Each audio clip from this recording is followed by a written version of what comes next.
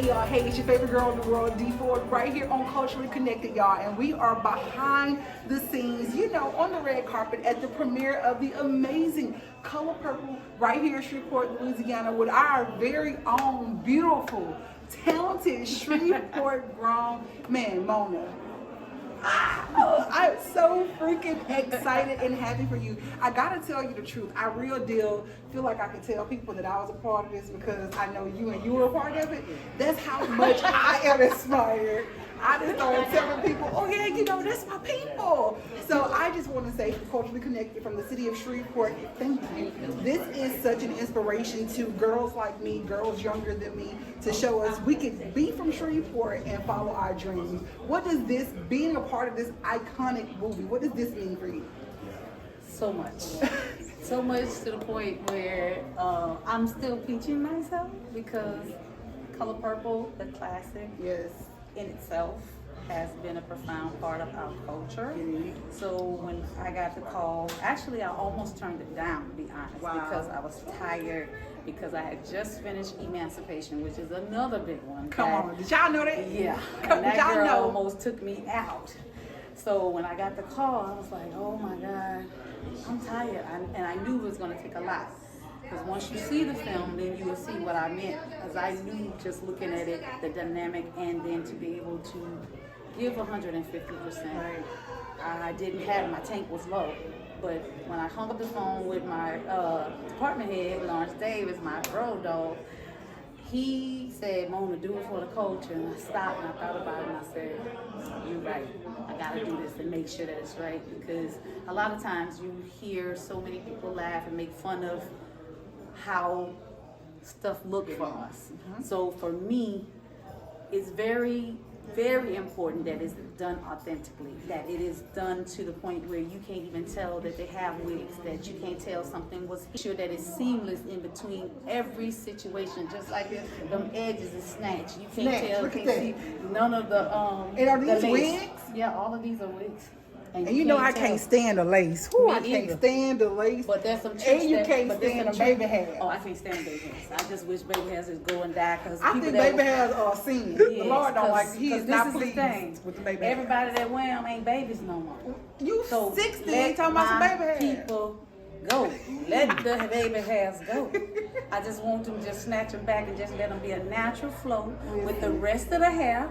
And it's gonna be like That's it. That's it. That's all. So tell us real quick, because we know that you got to run back in. What was your favorite moment? What was your favorite moment for this film? Like, how I know the whole, situation was exciting, but what was your favorite moment? I can only say all of it. I'm not gonna lie, because every part of it had its own entity. Because like we literally did this in 7 cities. We were on the Atlantic Ocean, and that was very special. And those are trees that were actually God planted them things. Someone with the one that Fantasia set in, that tree will not be moved even from the tide. Wow. Then we went to Macon, then we went to Savannah, then we went to Whitesburg, then we went to Covington, then we was on stage. All the house stuff was done on stage in Atlanta. So it was the whole thing, because it was a whole lot of moving parts. Like we averaged 15 main casts.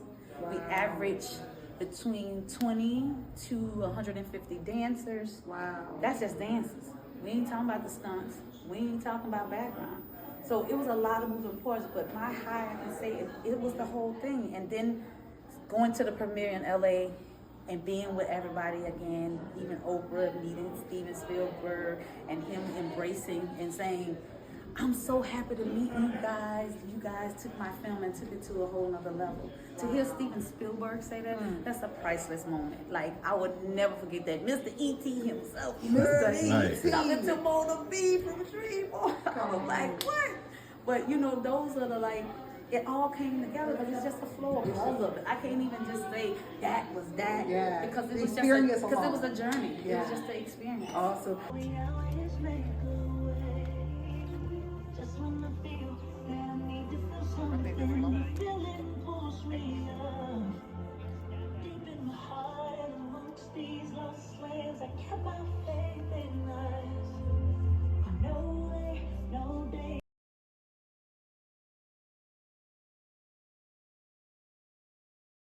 very dramatic shots, but you're holding. So the audience has time to look at everything on the actor. He right? did it on purpose. Yeah. Blitz is such a creative director, and he wanted to make sure that you could visually see and enjoy, and even with the production design, you seen how the stuff on the wall, the pictures, the little things. He made sure that we all had those little things that we can add to. Everybody brought their A game in a sense, because we all wanted this thing to be culturally correct. When it comes to like stress level in your environment, you have your line staff, that's as far as the behind the scenes, or I forgot the terminology y'all use. You have below the line. You have the actors, actresses, and you have the producers and directors. Which one give you the most stress as far as Stressed out a lot, but I don't let them stress me.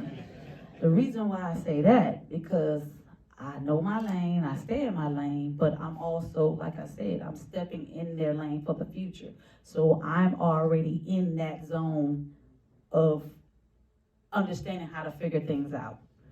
When we first get to to the table for me, when I department head, when I'm leading a show, we have to come all together as collectives. So the director come and tell, like for Blitz, awesome, this young man did Black is King. Now that's why you see all them beautiful colors and all that. He's very creative. So when we go in there with him, he's so cold-blooded, he had already had the whole movie on a board, figured out. All we did was just follow his guide. Then I ain't gonna call no names. The director come in, oh, I want this, then you get on set, I don't want none of that. But I don't let that stress me, because he the one that changed his mind. So all I can do is go and change, but I'm already knowing that change, because after you meet them one time, you already know if they're cuckoo-la-roo or you know they're very thorough. So you just smile and say, okay, baby, that's so sweet, sugar.